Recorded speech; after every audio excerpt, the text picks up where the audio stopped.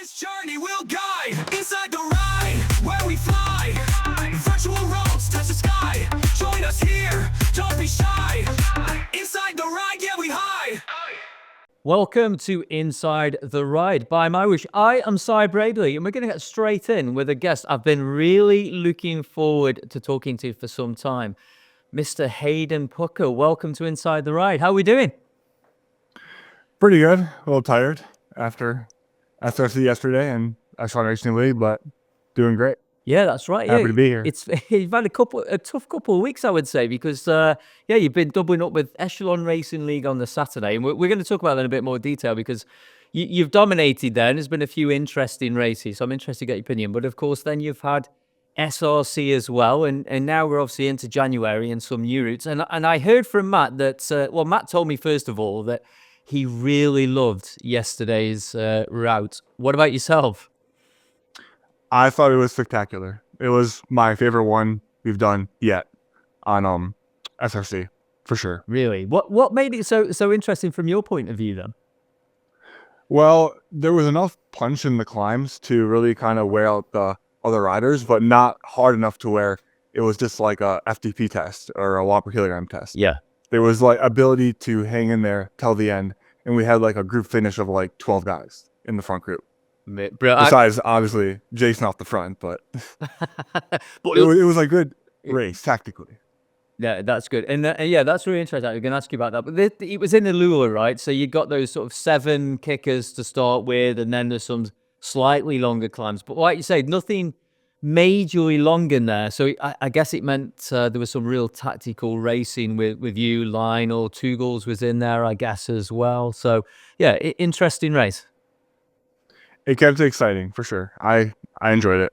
All right, awesome. We're going to talk a bit more about cycling esports and your racing, but I guess before we do that, I want to explore I want to look at the numbers and your power numbers in a bit more detail, but I want to go back a little bit further than that, first of all, and sort of your history in sport, because tell me if I'm wrong, but I think you've got a history in martial arts somewhere rather than the sort of traditional road cycling. Is that right? I do. Taekwondo is what I used to do from, I believe, 5th grade, so like 12 years old to 17. Right. Okay. And what about your sort of day job then? What are you doing during the day? Are you full-time athlete now, or are you working? This time of year is a little different because it's winter here, and it's hard to landscape. In the winter it's cold, ground frozen, and we do a lot of stuff with like dirt. So this time of year I plow snow. So whenever it snows out, I'm out all night long plowing from like 10 p.m. to like all night long the next day. Usually like a 12 to 16-hour shift. Wow. So anytime it snows. So I could be working all week, or I could be doing nothing, just training all week. It depends. Yeah, it depends. So, and then in the summertime, I do full-time landscaping about 12 hours a day, 5 days a week, and train on the side.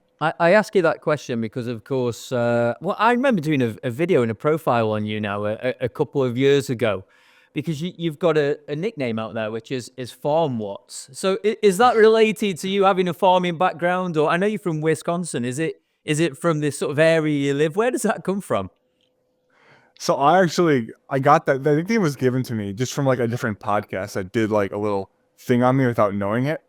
But I just really kind of stuck with me, and I liked it because it kind of represents my family in a way, because we do farming. Like we deer hunt, and we farm fruit plots for that. We do corn, plant all that stuff, shrubs. And my dad grew up on a farm, and my grandfather, they all were farmers, all worked on a farm, and our house was built on a farm field. And it just, I like the name. It fits my culture out here in Wisconsin, being FARMWATTS. Yeah, no, absolutely. So. And it's it seems to have gathered this little bit of a following now as well. I think it's really cool in this space as well that we get riders with these sort of reputations and names as well. And talking about reputations, you've got a bit of a reputation there for throwing out some awesome power. And of course, we met in Abu Dhabi, and I witnessed some of that power on display with those finals there. Why don't you just give myself, the viewers, the listeners, a bit of an idea on your power numbers? What's your sort of 5-minute power, your FTP, and just to give us a bit more detail. So my current FTP is 505 watts, which is about 6 watts per kilo at 84 kilograms to 85. And I set that in the first ECHELON Racing League when I went solo for like 48 minutes.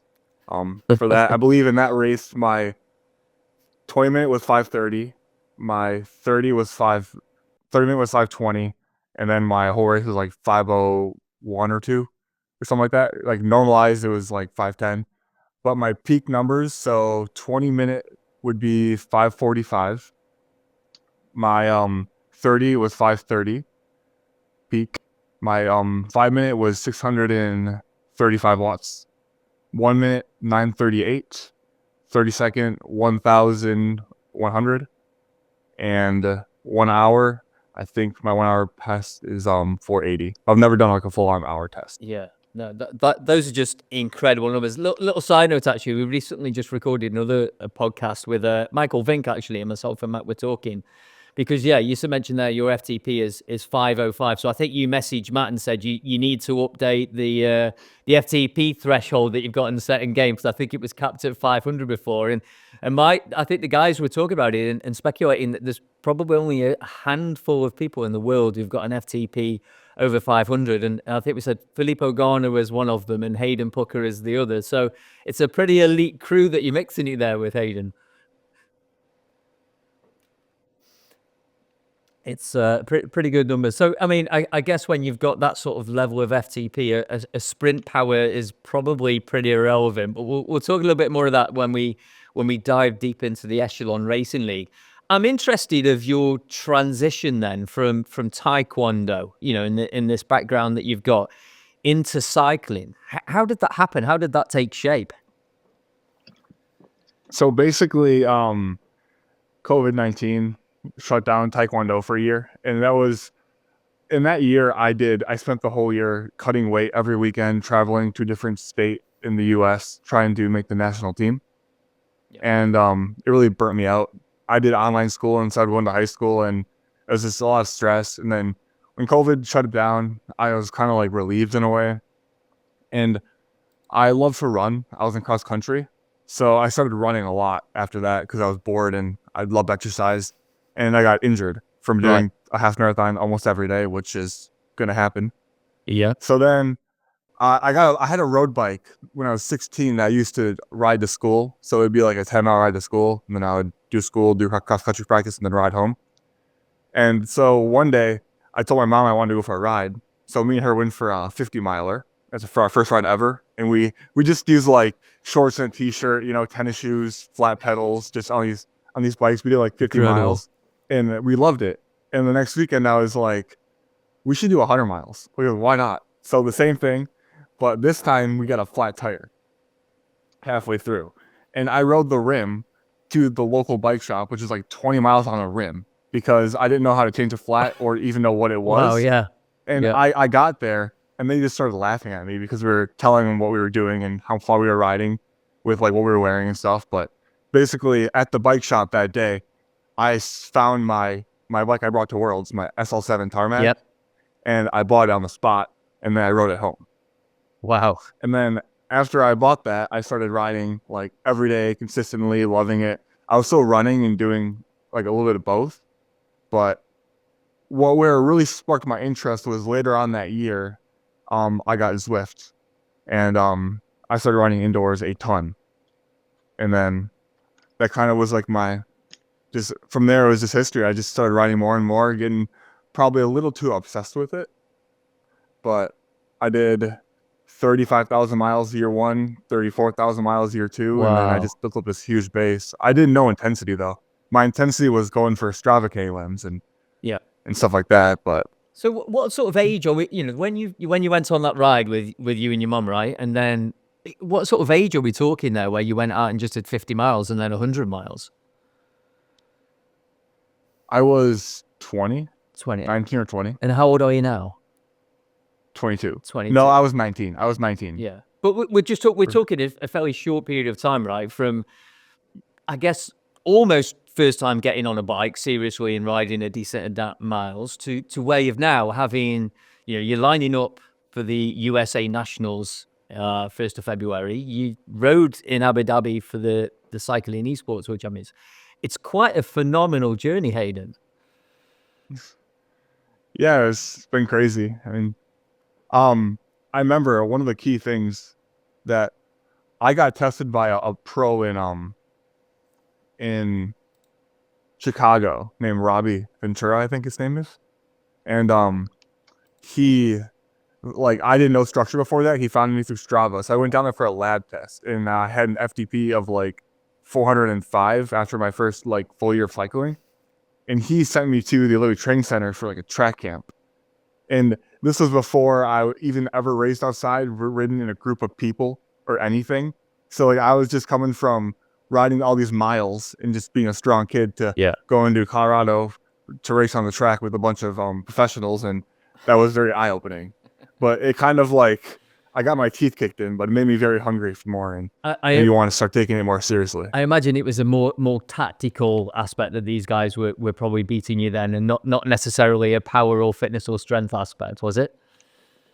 I didn't know how to ride a bike in a group, so I was like, they were telling me to draft on the velodrome, and I was like, 2 meters or 3 meters off the back, yeah? Yeah, exactly. So, all right, let's focus on that for a second then, sort of outdoor, away from esports. We'll come back to esports in a second, but, are there still those aspirations that you want to be doing something outside? Are you still riding outside? Have you got any plans to race outside this year, or is it 100% indoors esports now? What's the sort of the plan in the short term? Currently, esports all the way, 100%, because I truly am passionate about it now. I love it. I think it's safer, and I enjoy just as much as outside racing. It's not all the hassle with it, and I'm very busy. It was killing me traveling every weekend trying to race. Yeah. But I do love outside racing, and if I had an opportunity to race on a continental team or a world tour team, I would absolutely take it. But I don't, in my point, like at my level and age right now, I don't see where I could physically try to chase the outdoor dream and also work full time and make a living for myself. Yeah. Like it's a lot. I'm getting to that age where I want to start looking for a house and starting my life, and traveling to Europe and trying to chase that dream is just kind of risky. Yeah. Okay. Well, talking about those sort of pro teams then in that setup, obviously you've been racing the Echelon Racing League, which is part of Project Echelon, which is a team based there in the US. Have you really been targeting that Echelon Racing League, or was it all about the US nationals? Because I watched a lot of those races with the Echelon, and I mean that race one, right? You just rode away. Yeah. Tell us about that. I didn't think that was going to happen. So me and Zach has been amazing. He's come up with all my game plans. He's the smartest racer I know. Like what he knows, like his plans, they always work as long as you stick to it. I don't always stick to it, but yeah, there's another story there. There's another story I know. Yeah, go on. But I basically just attacked because I saw one guy go off the front and no one responded. So I was like, okay, I'm just gonna warm my legs up, go off the front a little bit, and no one chased me. And then it just went to like 15 seconds, super quick. And I know that I can hold 500 watts for basically an hour. So I was like, I'm just gonna keep holding this pace, and then if they don't chase me, then that's it. And they didn't chase. So and that's exactly what happened. By the time they realized it was too late, you were up the road, and you were just riding threshold then and maintaining and slowly growing that gap while the others were messing around chasing each other behind, I guess. Yeah, I was really shocked. That was the first time it's ever happened, and probably the last. Like, yeah. I can't believe that they just let me go. But I'm not sure it's the last. I watched the Echelon Championship race this weekend as well, which was in Belgium to finish off there, and you had a little bit of company this time when you left the group. Yeah, Jace, he's a monster. No, I think he would also say the same about you. But yeah, you're right. The both of you just rode away from everyone else. Was there any pre-discussion there, or was that just a spur of the moment? You went, he followed, or he went, you followed. What happened there? We had a plan together. You had? Okay, interesting. We coordinated a plan before the race, me and him, and our goal was to get away and then go take turns. And we wanted to like get a gap and then work evenly so we could save ourselves as best as we could for SRC also. Yep. But we 100% had a plan to attack the first lap. He did go a little earlier than he told me, but it all worked out good. He told me after the 2 climbs we go on the flat, and he went on the second climb. So that was a shock. But once we got our gap established, we worked really well together. We took 1-minute pulls. Kate, his partner, it's my dietitian now. She was being our DS. So it was kind of funny. So you had the same person in the ear calling the turns and stuff as well. But you talk about Jason going earlier than you said, but our viewers and our listeners know that you also got a bit of reputation for that, because I think it was Alula. I think it was that route again, and Alula, where we've got those 7 rollers and kickers, where you and Zach disappeared off the front. Zach being your coach, Zach, who you just said is one of the most tactically intelligent racers on the platform, if not in cycling esports, full stop. And he told me a story that on that particular race, that was probably race 3. I think that was race 3 of the Echelon Racing League. And you'd agreed a spot on the second lap where you were going to go, but then on the first lap, you just went anyway, and he had no choice but to follow, right? Sounds right. Actually, I think on that race, I did stick to the plan. So he had a plan for me. Our goal was to go on the 3rd roller and then carry the effort all the way through. That was the plan for that. But Anderson like let it out early, and then I know how like my MyWhoosh physics work, that I'm heavy, so I can carry my speed on the downhill super well. So I did go early in the sense that I started sprinting basically on the 2nd hill descent. Got you. So I could carry maximum momentum into the 3rd roller and then carry that through all the climbs. Yeah, that's it. You roll through and then continue the acceleration, that's for sure. But it didn't go all your own way, because, of course, then we went to Colombia. I know we're drawing into a bit of detail there, and I think you messaged me as well and said, don't pick a course like that again if you can help it for Echelon Racing League, because we've had 2 races where it came down to sprint. It was you and Thomas Thrall in California, the second race, and then that Colombia one. That was an interesting race there, because I believe that you got worked over there, and a bit of team tactics played with. I think Next Boys were playing some tactics and made it rather difficult for you. Would you agree, or did you see it a different way? 100%. They did a brilliant job destroying my legs that day. But it was just it was mainly a tactical error on my end. I get very excited about racing, and I get like, sometimes I'm not thinking clearly, and I was supposed to be racing Tom, but instead I was chasing down Dan and his teammates too. So like Anderson went up the road, and that burnt my big match right there, because I chased him even though he wasn't in contention for the overall standings, and then Dan countered me and I couldn't follow. Yeah, no, it was really interesting, because it was Dan Turek there. He bridged across from the following group, if I remember rightly. So yeah, really interesting to see how that played out as well. And I think this is going to be, you mentioned it at the top of the show there with SRC this weekend being really tactical racing. And I think that's what we're going to see in SRC more and more moving forward as well, with the new setup, some of these new routes that the team there are going to be rolling out. So are you hopeful that we start to get more tactical racing SRC, and maybe you won't have it all your own way with you and Jason, these sort of FTP giants just climbing away?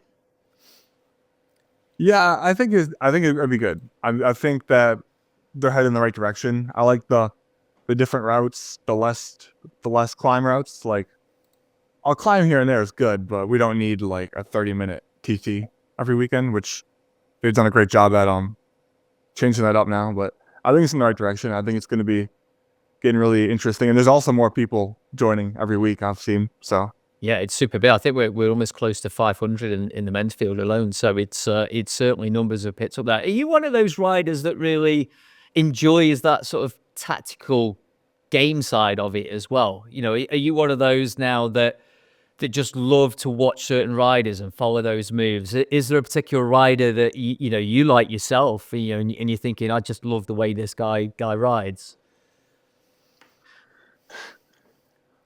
I gotta say Jason, just because he always attacks at the perfect point to where no one can follow. Yeah. people don't even try anymore. Like, we just get done with a full gas 2-minute climb, and then he just takes off. And that's what I want to be able to do, but it's hard, obviously. Yeah, well, it takes time. But I mean, you've not been around the sport for too long yet as well. And I think, at 22, you keep developing the way that I think everyone has seen. And yeah, you're going to be in contention for a lot more races into the future as well, I guess. I hope so. It's getting crazy, though. I mean, I remember when I started in June, getting a top 10 then was like easy compared to how it is now. Like, way different level. It's insane. Well, like you say, we've also got Michael Vink, who's back again now as well and racing week in, week out. So yeah, competition has certainly stepped up. And I know a couple of the riders. I noticed Lionel Vuesel, I mentioned him there already, but obviously I think after Worlds he took a little bit of time out and stuff. But again, it just seems to be coming back. It seems to be January, and I think as we roll into February now, that everyone's sort of upping their game with this new format. So I think the next couple of weeks are going to be super, super exciting with SRC. So, and us as me as a lower category rider, but also as just a fan of what you guys do at Cat One, I hope it does get interesting, and appreciate what you guys are doing. It's absolutely awesome from a spectacle point of view. I want to move on, talking about spectacles. I want to talk about Abu Dhabi and your experience in Abu Dhabi in the Worlds, because that was your first cycling-based World Championships, I guess. But tell me about that whole experience for you. Have you done much traveling into sort of globally with sport in the past? How was the whole experience? It was incredible. It was the highlight of my, I want to say, life, honestly, at this point. I have never been out of the country. That was the first time, besides like Canada, but I hardly crossed the border. I went to like see the waterfall or whatever, but that was my first really time out of the country, and it was cool. Don't know how to describe it besides like just magical. I mean, you guys really rolled up the carpet for us. And seeing the different culture, and I don't know, it was really, really good. What about the racing then? How was that being on the stage in front of all those people, but also I guess with your peers and your competitors around there as well? Because I remember, yeah, it was yourself, right, who came out on stage, and you had a little bit of showmanship as well. I think it was you and Lionel, right? We had a little bit of showmanship as you came out on stage. That must have been a super cool experience. Yeah, it definitely was. It was the energy level there was just, I mean, we entered the arena in that race day, and it was just like, wow, I cannot believe this. But yeah, I can't wait for next year for that reason, because just the energy level and the excitement, and truly something special. It felt like I was at the Olympics, kind of, and my whole dream when I was a kid was to go to the Olympics when I was 2024, and that kind of like filled that void that I didn't get to achieve. So yeah, it really worked out good. No, that's really cool to hear. But hopefully you also, in the future, who knows, you get to fulfill that dream as well. But I want to look at the racing then at that World Championships, because it's no secret I had you in the top 3, in that event. Yeah, you were 5th in the end. How did that racing plan out? Did it go the way you went? Because of course yourself, Fryette, and Zach had a phenomenal start with what happened in that first round. Is there anything, looking back, is there anything that you've sort of played on your mind and thought, oh, I wish I'd done that, or I should have approached this differently, or were you just happy with the way it went? Stage 1, obviously, brilliant. Yep. I cannot ask for more out of that one. Perfect ride, yeah. Stage 2, I definitely should have been farther up in the group going into that first climb. Yeah. Like in the sprint point banner. I was trying to conserve energy, but I conserved too much, and I got like 0 points for that. That was one of the biggest mistakes I made. And stage 3, really, I'm not sure how much more I could have done. Like those were hard efforts. Yeah. I was hanging on with everything I had every climb. Just like I was getting gapped by like 2 seconds and catching back up. And then the last lap, I knew it was now or never. I wasn't going to beat him in a sprint up the last climb. So I was like, I'm just going to go now and see if I can hold him off like I did at semifinals. But yeah, I blew up a little bit. Yeah, well, it's interesting, right? Because I wonder whether, particularly with the males in that final, whether a few riders were a bit more cautious on stage 2 on that climb because of what happened with Lionel in the semi-finals, right? Because he went super hard early doors in that semi-finals. And then he didn't completely blow up over the top, but he paid the price a little bit later on for going so hard because everyone was so excited at the base of the climb that everyone went into it super hard. And then 2/3 of the way up were cooked. So I wonder, I don't think it was just you who were not holding back as such, but you didn't go as hard early up that climb as you thought, because I just wonder whether that played on a few athletes' minds. It could have. I had a big advantage for semifinals in a way, even though I didn't get any points for like that sprint banner, since I'm so much heavier and how the physics are. When everyone's rolling that fast into like the banner at the bottom of the climb, I could sit in at like just over my FTP because I'm so heavy and I have the raw walks to do that. Yeah. Where like the lighter guys were like in 50th, 60th place and doing like 10 walks per kilo, trying to just get to the climb where I could just roll through that threshold. Yeah. So I had a little bit of an advantage there. I went through at like 30 and I could just maintain that up the climb, where it was much different and Abu Dhabi in person because the smaller field and people were like really sprinting for it. Yeah, no, And it makes a lot of sense there as well. And I've been racing, I raced the Echelon Racing League this time around as well. And actually, I learned a lot also about our own physics during that time, because we had quite a few flat routes. There was some climbs early doors, but we had a few flat routes.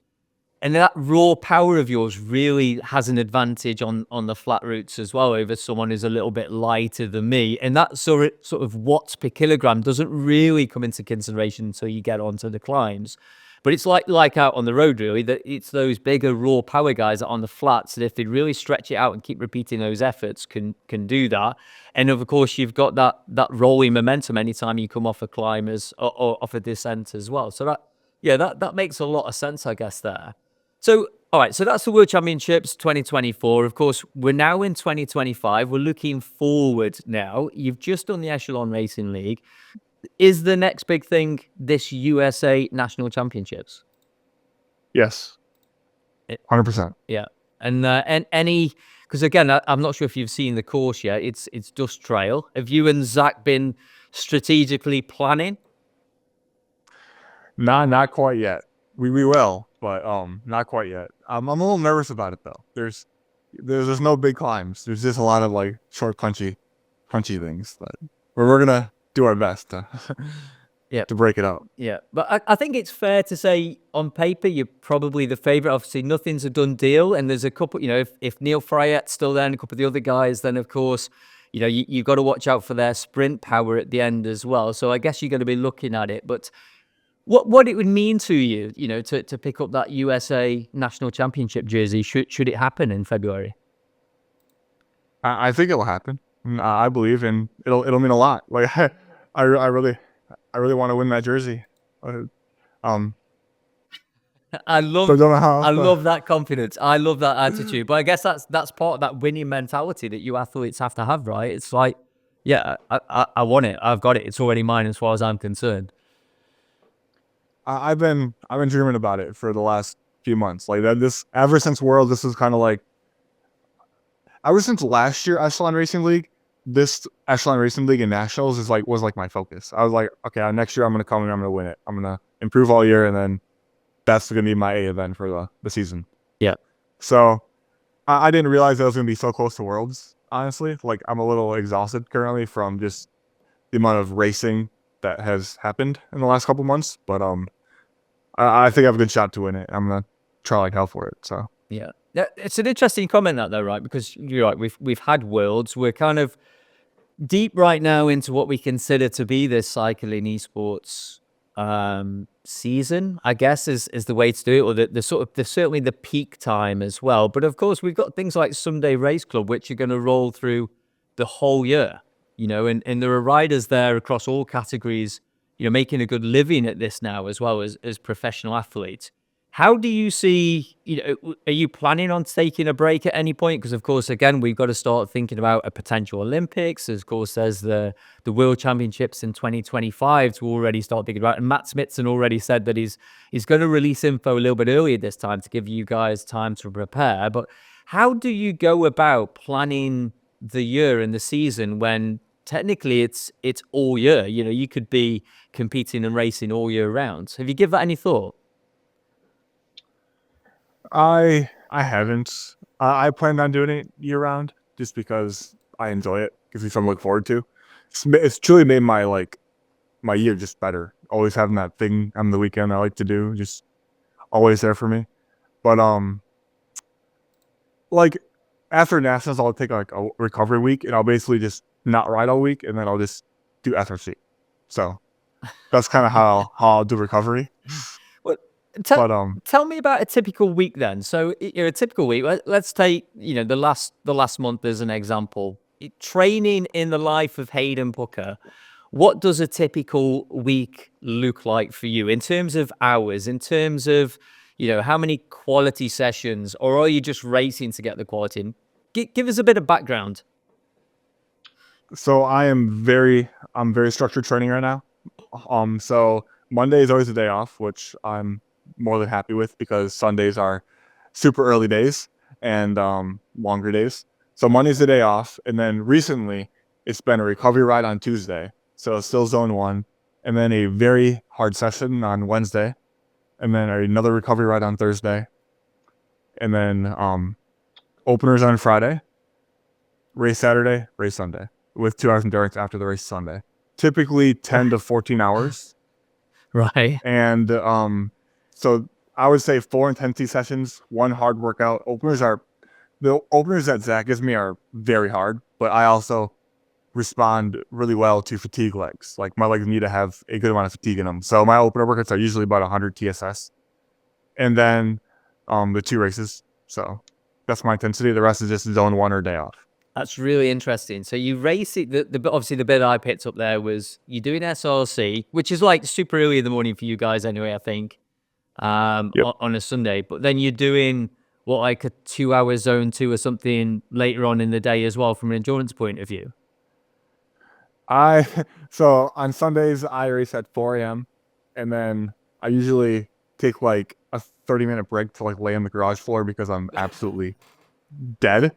Drink a few Coca-Colas, and then I usually get back on my bike and do 2 to 3 hours. Usually high zone 2 or low zone 2, depending on how I feel. That's phenomenal. In fact, to be honest, it reminds me that the producer who's producing the show today, the producer and I spent a bit of time with a couple of the pros, and we were asking Tade and a couple of other riders about their day, and they were started to say now that they get an intensity done in the morning and then the endurance stuff, sort of steady state stuff in the afternoon as well. So it's really interesting. You mentioned Coca-Colas there. Other drinks are available, by the way. But I sent you a message a few weeks ago because obviously with the Echelon Racing and Sunday Race Club, we've got these rider cams.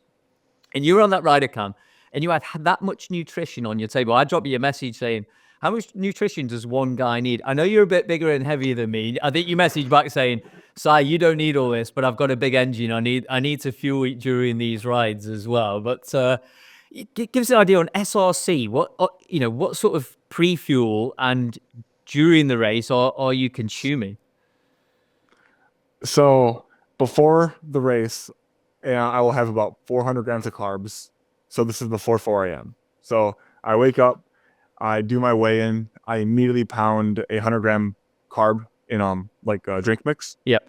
And then I have usually like a very large bowl of cereal. And then I'm just rehydrating with more drink mix stuff or Coca-Cola. I usually have 2 Cokes also within there too. So the cereal, drink mix, 2 Cokes. And then during the race, I do 1 caffeine gel beforehand and then 120 grams of carbs in a 1-liter bottle during the race. Wow. So typically, by the time I'm done racing, I've consumed around 1,700 calories, and I've burnt around 1,700 calories. Yeah, because the race burns about that much for me. Yeah, that makes sense. I know that I get to the end of SRC, and the stats are saying I burnt around 1,000. So, given your power, your watts, then I guess it's going to be almost probably double that I will probably utilize during that ride, which is phenomenal. So I guess the other thing I want to mention, 'cause you mentioned it there, your barn, the environment where you're training, because most people have seen, or garage, or whatever you call it, where your training setup is. because we mentioned you want to come and do some coaching at some point, and I think the community would love to do a couple of the sort of Hayden Pucker / Zach Nia training sessions at some stage as well. So I'm really hopeful. But I hope you don't mind me saying, Hayden, I did say to you that we might just need to tidy up a little bit behind you, because it's quite a raw training environment that you've got right there. Just is literally a barn or a garage? What is it? Just the garage attached to my house. That's all it is. It's got some like little neat like barn things like in there and stuff, but you know, just the garage. It's cold. Right now it's 20 degrees in there, so it's freezing. I basically start SRC with like a jacket on. Yeah, it sounds ideal for cycling esports though, and Zach has done some mentoring with us about with that heat training and keeping cool while racing as well. So it sounds like the idea of I didn't know whether it was all staged just to live up to that FARMWATTS name that you'd purposely put all this farming type gardening equipment behind you, but it's literally like everyone else. It's just the garage that where you just get in and work hard. The garage came before the FARMWATTS name. I always ran in the garage because I actually was in the basement for a little bit, and then I destroyed the carpeting because I sweated too much. I had to replace all the carpeting, so they kicked me out to the garage. These are the kind of stories that the community like as well. So it's great to bit of background there, and hopefully, Hayden, I know you've got a new setup as well with your PC and stuff that we can really get some of these coaching or some of these live sessions at least done over the next couple of months. So the community and myself, I want to come along and experience some of these sort of FTP building programs that you guys are working on and some of these threshold sessions as well, because it's clearly working as we watch the rise of Hayden Pucker through cycling esports. I've been asking this question to a few people now, who were at those World Finals, and I know Matt has probably already asked you this. But if you look at the sort of the format in the Cycling Esports World Champs last time round and your experience with SRC and Echelon Racing League, is there anything particular sort of game-wise or race-wise that you would like to see in the future when it comes to cycling esports?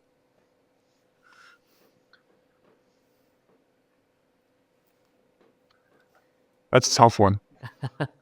I put you on the spot a little bit there. I guess that, but I guess you can lean towards your strengths. As your strengths as a rider is, what is it? A 5-minute or 20-minute long climbs? What's your real strength? Would you say as a rider?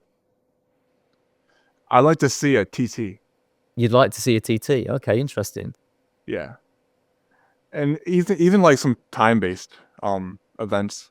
Like I think it'd be cool if like Echelon Racing League, for example. I know it's not Worlds, but like ERL series would use like time-based other than points. Yep. I always liked time-based stuff, but I would say for like Worlds next year, I would love to see a time trial because that's my strength. I can hold a high raw watts for a long time. I want to say I'm a climber, but in reality, I'm not.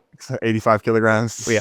Hard to climb, but yeah, but you've got that ability, I guess, and to sort of know a number and just be able to hold and dig deep and hold those numbers. And that's a lot about mental strength though as well, right? Is that something you've just always, we were talking about this actually with another podcast we did, myself and Matt, of, there's people like me, I think I can work hard.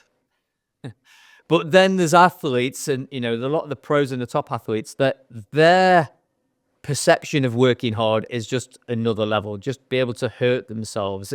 Would you say that's one of your strengths? Because everything I've seen, you just seem to pick a number and then just hold. I live for the pain. I love to suffer. So like when Zach gives me a workout that absolutely terrifies me, that's like my favorite thing ever. I love it when it's so hard that I don't want to do it. Because I like the uncomfortable burning feeling. I love my legs scraping and my lungs burning. It's where I'm happiest. So tell us about no problems. Tell us about a session. And what is your favorite session? If Zach writes a training session down for you, what kind of session is it? 40/40s, threshold sprints? You tell me. What is the session that you're like? Yeah, this is gonna hurt, and I love it. The 15/30s. Or 30/15, so 30 on, 15 off. Yep. 13 times, 3-minute break in between of the sets, and he has me do them at like, I think it's 680 watts on and 330 off. So that really starts to hurt towards the end. I like that one. Yeah. That one's How long is teaches that you to session? keep going. How long is that session approximately? About an hour. Yeah. Your off power of the 330 is my on power. I could put a 30 seconds. That's for sure. I'm more 330, 150 kind of mentality, so that's good. Well, maybe or maybe not. That's the session that you bring to the live session in the future as well. So beyond, I guess, USA National Championships, we've spoke about the short-term goals of this year as well. I know that you'd love to be at the 2025 Cycling Esports World Champs as well. What about longer term? You know, because you've got many years ahead of whatever you choose to do from an athletic performance point of view then, Hayden. You know, what's the sort of the mid to long-term vision for you? I'm going to have to wait and find out, unfortunately. That's kind of like, I love esports. I plan on doing that forever. I'll always race FRC as long as they have it up. But I've been in somewhat contact with like an America's Cup team, American Magic. So I'm hoping that would work out. I really, really want to do that. If I get the opportunity to do that, I will 100% go all in on it. Wow. So yeah, that's a bit of a change. But the issue with that is that they have to still make the rules for the next cup in 2027. So I'm waiting to know if they're gonna pick cyclists or not. Yeah. If they choose cyclists to power the boat, then I'll get a call and I'll have my shot with that. But until then, esports. That's all I'm focusing on. That'll be. I might do a couple of gravel races because that's fun. But Yeah, that'd be really interesting to watch. You know, I think just seeing what happened with those boats and where they started to put those riders in those boats to power that is really phenomenal, because you know, say the power you could generate, that'd be really interesting. It's great how, you know, I know a few riders from some cycling esports have been identified in the past to do that sort of work as well. So phenomenal. Hayden, whatever you do, I'm sure it's going to be a success. You know that I've enjoyed watching your development over the last couple of years as well, from that very first social media clip, I think 2 years ago, that I put out with this new kid on the block called FARMWATTS. You know, to meeting you in Abu Dhabi was a thrill for me as well. So keep doing what you're doing, Hayden, and hopefully you and the guys keep making the racing really exciting with Sunday Race Club. And I was going to say I hope to see you in one of these races, but you know, hopefully I won't meet you in one of these races because we're at completely different levels. But we'll keep seeing you on the platform, and I do hope that we get to see you doing some of these live sessions in the future, Hayden. Hayden, thanks for joining us, and we'll see you again soon for SRC. thank you. Thanks for having me. All right, that's it for MyWhoosh Inside the Ride. Don't forget to come back in 2 weeks' time, because we've moved to a cadence of every 2 weeks for these shows. I've been Cyber Agley, and we'll see you again soon. On this journey, we'll